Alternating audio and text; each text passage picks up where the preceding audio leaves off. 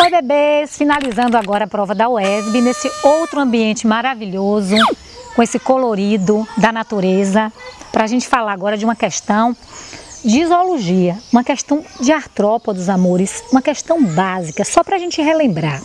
Quando a gente fala de artrópodes, a gente tem que lembrar que existem 3 características que são exclusivas do filo.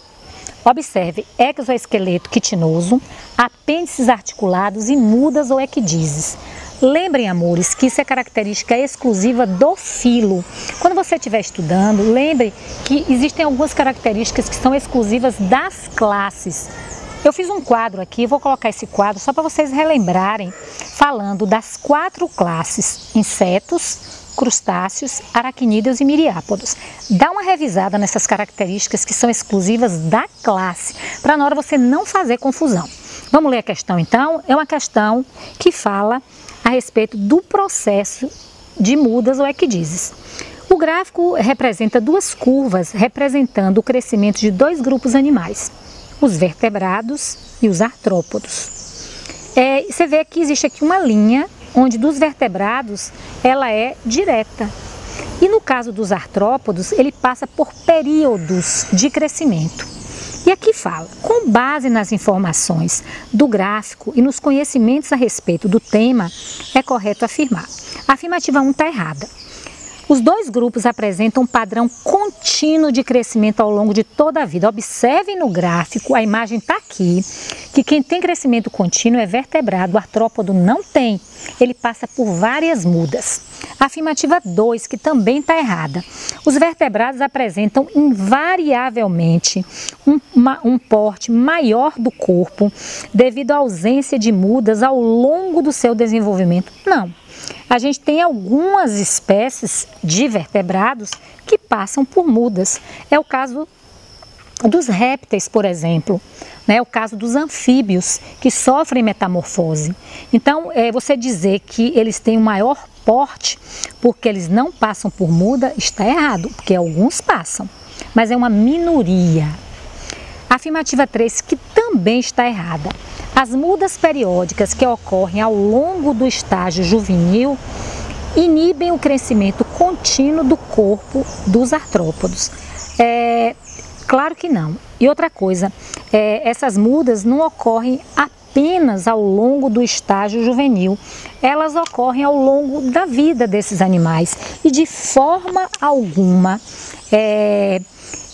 isso vai inibir o crescimento, muito pelo contrário. Você vê o caranguejo, né, o siri, né, passando pelas mudas, e vocês veem o tamanho que esses animais alcançam. E lembrem que a gente tem uma expressão que o siri ou o caranguejo está de leite, né? Muqueca de siri mole, quer dizer exatamente isso, que ele está passando por um processo de crescimento. Isso não vai atrapalhar de forma nenhuma o crescimento dele. E a afirmativa 4, que é a correta, a presença nos artrópodos de um exoesqueleto rígido estabelece períodos de manutenção do tamanho corporal intercalada por momentos de equidizes ou mudas. Exatamente, amores. Como eles têm um esqueleto muito rígido, não tem como eles crescerem sem esse exoesqueleto cair. Então, para que eles sofram um crescimento, há necessidade que esses animais eles passem por essa perda do exoesqueleto, fiquem um tempo sem a carapaça para depois ela ser reconstituída gradativamente. E a afirmativa número 5, que também está errada. Os vertebrados apresentam um crescimento contínuo ao longo da fase juvenil como consequência da ausência de uma estrutura esquelética na sua constituição corpórea. Amores, os vertebrados são animais que possuem a notocorda, que vai dar origem à coluna vertebral, e ela ocorre desde a forma juvenil. Então, esses animais possuem estrutura esquelética, sim, eles possuem um endoesqueleto, então essa afirmativa está errada. Agora vamos para a afirmativa número 59, que fala de vírus bacteriófago, amores, e fala da reprodução lítica e da reprodução lisogênica. Lembrem que a lítica ocorre o quê? Ocorre a explosão, a morte do hospedeiro em que esse vírus inocula seu material genético. Então, na lítica, ocorre a morte do hospedeiro. Na lisogênica não ocorre, ele injeta o material genético, o vírus bacteriófago, a qualquer momento pode ocorrer a morte do hospedeiro, mas não necessariamente na hora que ele introduz esse material genético. Então a questão, ela fala o seguinte: o esquema representa de forma simplificada o tipo de ciclo de vida de um bacteriófago. Observe a imagem. E aqui está nítido, amores, que ocorre essa ruptura. Você observando a imagem, a figura tem lá no final, a célula é lisada. Uma célula lisada, amores, é uma célula que sofreu o quê? Lise, que ela sofreu ruptura. Então as afirmativas falam o seguinte: a respeito das características inerentes a esse tipo de ciclo de vida, é correto afirmar. A afirmativa 1 está errada. O ciclo lisogênico se caracteriza pela duplicação intensa do material genético viral que se mantém inativo durante todo o processo. Ele está falando do ciclo lítico. Se é ciclo lítico, não pode ser a afirmativa número 1, porque a afirmativa número 1 estaria correta se o ciclo fosse lisogênico. Afirmativa 2, que também está errada.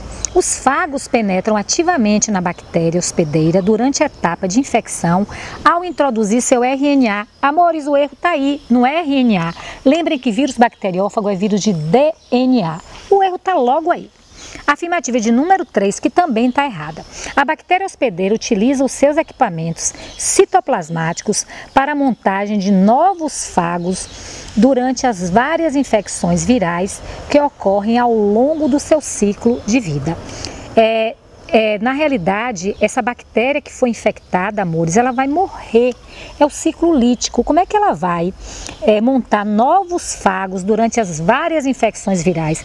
Lembrem que a bactéria sofreu lise, ela morreu. A afirmativa 4 é a corretíssima. Aí sim, no ciclo lítico, o material genético permanece ativo durante a montagem de novos vírus, destruindo a bactéria hospedeira no momento da liberação dos novos fagos produzidos. Amores, isso está na imagem. Ele fala, a célula é lisada, liberando os fagos. Isso estava óbvio na imagem. E a afirmativa de número 5, que também está errada, a inoculação do DNA viral na bactéria hospedeira ativa o sistema de defesa bacteriano que expulsa do ambiente citoplasmático os fagos introduzidos no interior. Oh, amores, tadinha da bactéria, ela morreu. Como é que ela vai expulsar o material genético? Se ela sofreu lise, é porque ela foi destruída, então ela não tem capacidade nenhuma de expulsar o fago para não ser infectada, ela já foi infectada. Ok, bebês? E agora, para a gente terminar a prova de 2013, a última questão, que é uma questão, mais uma vez, né, gente, que fala de meio ambiente, que fala da ação do homem, da ação antrópica, que na realidade, amores, é uma marca registrada das provas da UESB. É uma questão subjetiva, não precisa de muito conhecimento teórico da matéria ecologia, é muito mais um conceito seu de vida, um conceito seu de meio ambiente, na realidade, aquela questão que você fala de conhecimento geral. Então vamos ler a questão. É imperioso superar igualmente todo o antropocentrismo. Não se trata egoisticamente de garantir a vida humana, descurando a corrente e a comunidade de vida da qual nós somos um elo e uma parte, a parte consciente, responsável, ética e espiritual. A sustentabilidade permanecerá apenas discurso quando a realidade nos urge a efetivação rápida e eficiente da sustentabilidade, a preço de perdermos nosso lugar pequeno e belo planeta, a única casa comum que temos para morar.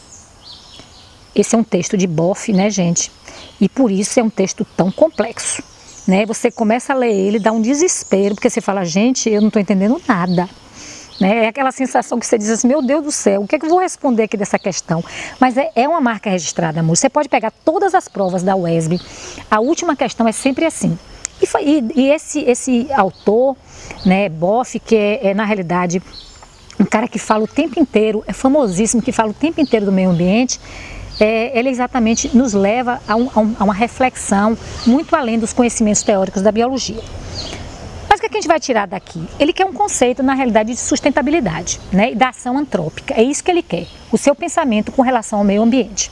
A respeito da importância do estabelecimento de um desenvolvimento sustentável na manutenção de uma habitabilidade do planeta Terra como uma casa comum aos organismos que aqui coexistem, é correto afirmar. A afirmativa 1 está erradíssima. A presença de uma consciência humana em relação à sua existência nos faz menos responsáveis. Amores, eu não vou nem continuar. Se ele lhe chama o tempo inteiro para repensar, como é que você vai ser menos responsável?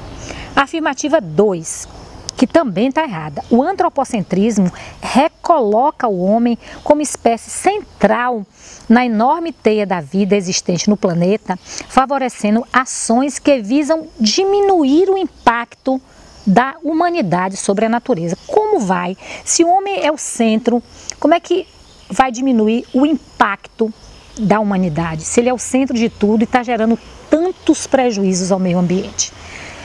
E a afirmativa 3, que é a correta, a sustentabilidade permanecerá como um conceito teórico, enquanto as ações humanas produzirem efeitos prejudiciais ao planeta, reduzindo as oportunidades de vida das populações no futuro. E é verdade, né, gente? Enquanto a gente estiver só aqui falando e agindo pouco, vai ficar tudo na teoria e nada vai mudar. E vai chegar uma hora que não vai existir mais nada para deixarmos para os nossos filhos e nossos netos e bisnetos e por aí vão. A afirmativa 4, que também está errada, a manutenção da vida existente no planeta depende de uma nova postura humana no caminho da sustentabilidade através de uma visão antropocêntrica em relação aos outros habitantes da casa comum planetária. Gente, essa nova postura, ela não vai na realidade mudar nada se as ações elas permanecerem. O caso aqui não é o homem mudar a postura e agir da mesma maneira. O que ele tem que fazer é teorizar e transformar essa teoria em prática. E a afirmativa de número 5, que também está errada, a sustentabilidade se baseia na preservação total e restrita dos recursos da natureza para que as outras espécies possam desfrutá-las sem prejuízos para gerações futuras.